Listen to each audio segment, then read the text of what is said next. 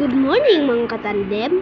Maaga kaming sinundo ni Tito Piyong kasi magpaparade daw kami ngayon sa Vegan Longganisa Festival. Pagkarating namin sa Vegan ay may mga lumapit na bata para humingi ng stickers. At ang saya-saya nila. Dito naman kami tumambay ni Papa kasama ang mga senior bikers at chikiting na bikers katulad ko. Hindi pa kami nagsisimulang mag-parade pero nakabalik na dito sa plaza ang unahan ng parada. Oh, ayan! Sumakay na kami ni Papa para luminya sa aming grupo naming mga bikers. Bali kada January 25 pa lang nagaganap ang Grand Parade na ito. Bale, ang grupo pala namin ay Ilocos Bikers Organization.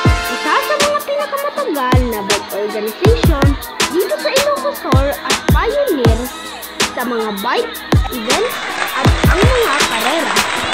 O ayan na mga katandem, nagsisimula na ang parada namin at napakaraming taong nanunood.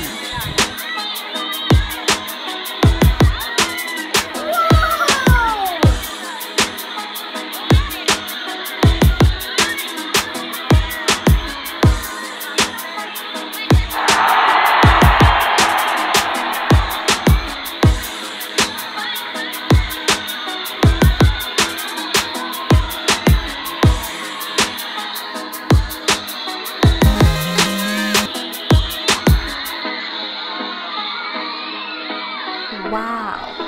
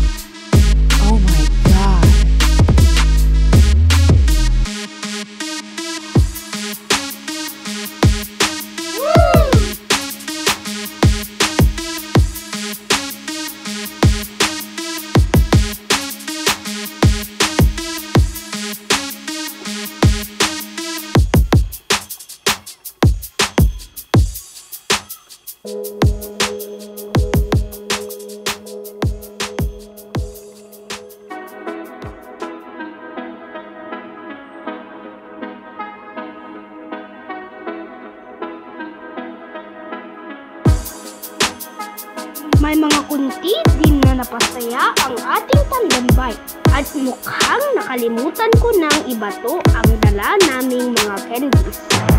Akala ko namatay ang aming camera pero sa pag-aayos ko ako pala ang nakapatay.